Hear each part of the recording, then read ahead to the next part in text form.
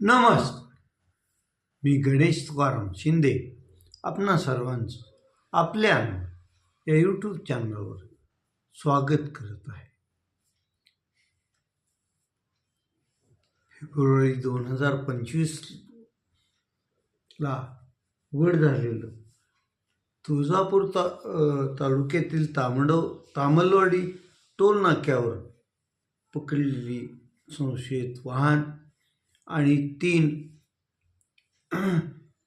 जणांना केलेली अटक, त्यावेळेसपासून सुरू झालेलं तुळजापूर ड्रग रॅकेटचं प्रकरण आजही चर्चेतच आहे. कोणी त्याला तुळजापूरची बदनामी कोणी करत आहे असं म्हणत आहे, तर कोणी जाणून बुजून तुळजापूरमधील बड्या प्रस्थांचा हा उद्योग आहे आणि त्याला संरक्षण देण्यासाठी शासन प्रयत्न करत असल्याचा आरोप करण्यात आहे. या 2 दिवसात या प्रकरणात मोठ्या घडामोडी घडल्या आहेत. जो ह्या ड्रग रॅकेटचा सूत्रधार म्हणून ज्याच्याकडं बोटात सगळे दाखवत आहेत, तो त्या अगरवालची 2 वेळेस न्यायालयानं पोलीस कोठडी दिल्यानंतर काल त्याला न्यायालयानं न्यायालयीन कोठडी दिली आहे आणि आता तो पोलिसांच्या कोठडीतून जिल्हा कारागृहात त्याची रवानगी करण्यात आली.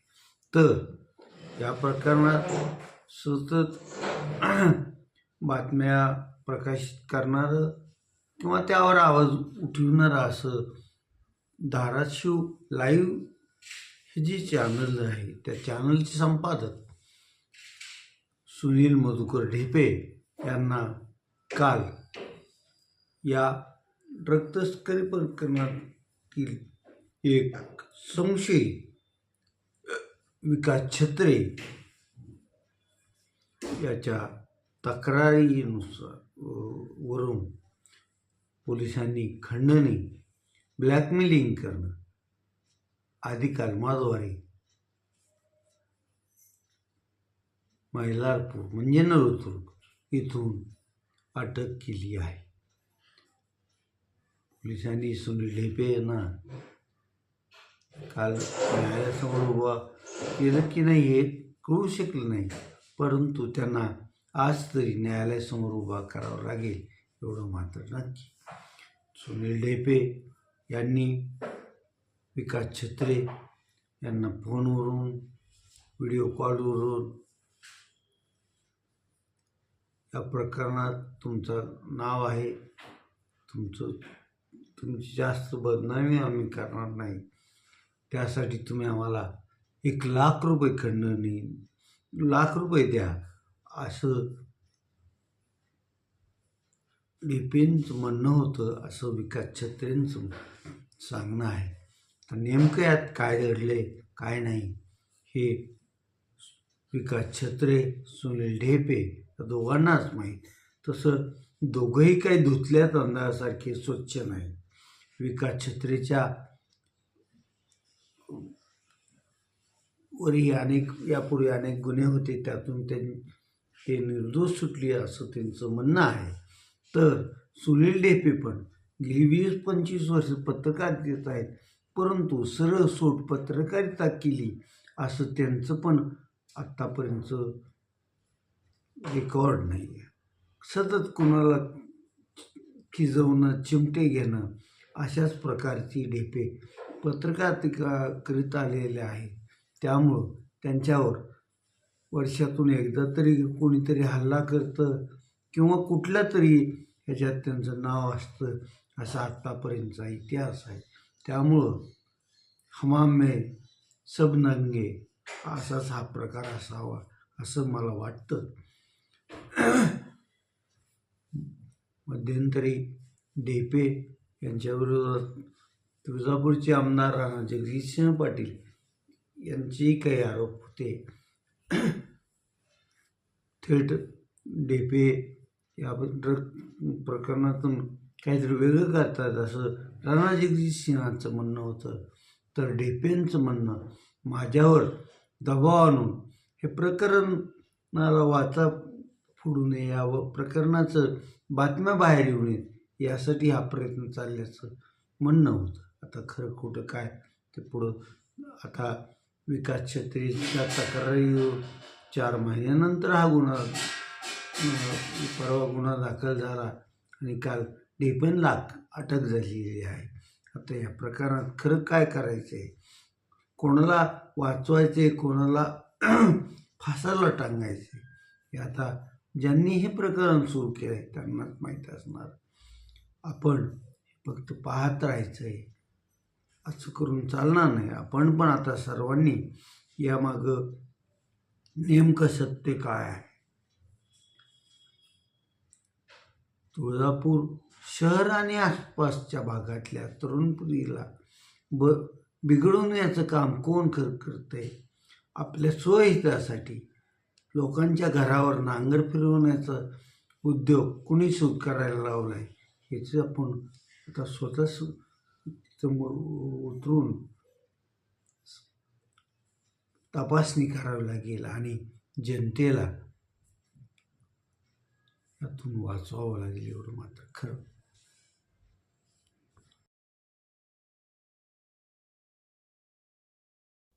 ही कालची तक्रार जी दिलेली आहे मी, आता त्यांच्यावर काल गुन्हा दाखल झाला 2 तारखेला 2/1/2026 ती मी 29/9/2025 SP मॅडमला धाराशिवमध्ये दिलेला आहे आणि 3 महिन्यांनी ती कारवाई झाली. आज मग 3 महिन्यांनी कारवाई झाली, त्यांना आज अटक केली वाटतं काल, आणि जाणून बुजून मला सारखं अडकवण्याचा प्रयत्न करत आहेत त्यांनी. माझ्या ह्या संबंधास कुठल्याही म्हणजे ह्याच्यामध्ये संबंध नाही. माझ्यावर गुन्हे एवढे आहेत, माझ्यावर अशी कारवाई झाली आहे, खून आहे, दरोडा आहे, कुठलीही माझ्यावर केस नाही. पहिल्या केसमध्ये सगळे निर्दोष झालेले आहेत. 29/9/2025 त्यांना तक्रार दिलेली आहे, तर पोलिसांनी तक्रार उशीर केलेला आहे, मी केलेला नाही. आज का दाखल करून घेतली? मग ते त्यांना माहित ना चौकशी, मी त्यांनी वारंवार त्यांच्या SP मॅडमकडे DSP मॅडमला वारंवार ह्याची चौकशी करत होतो. मग त्या चौकशीमुळे त्यांनी मी 23/12/2025 सुद्धा अर्ज केलेला आहे चौकशी पूर्ण म्हणून, पण त्यांनी काल गुन्हा दाखल केला. 9व्या महिन्यापासून जवळपास 4 महिने व्हायला लागले. 4 महिने झाले. माझ्या मागे तर वारदस्त कोणाचा असला असता राजकीय, तर माझा त्या दिवशीच गुन्हा दाखल झाला असता.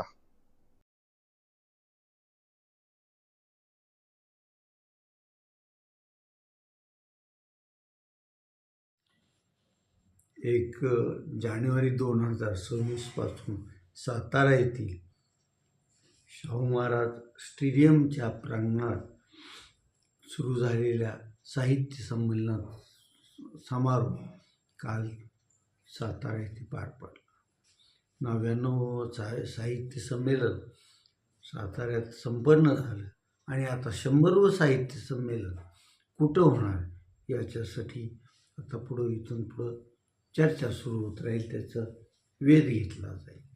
काल साहित्य संमेलनाच्या समारोपाच्या प्रसंगी तिथं शाहू महाराज साहित्य नगरीत प्रचंड गदारोळ झाला. कारण कारवार, निपाणी या भागातील मराठी बांधव ज्यांना आपल्या भागाचा समावेश महाराष्ट्रात वाटतं, तो आज नाही तर गेल्या अनेक वर्षापासूनचा प्रश्न आहे आणि त्या प्रश्नासाठी तेथील मंडळी दरवर्षी साहित्य संमेलनावर पण येत असतात आणि तिथंही संयुक्त महाराष्ट्र व्हावा अशा घोषणा देत असतात.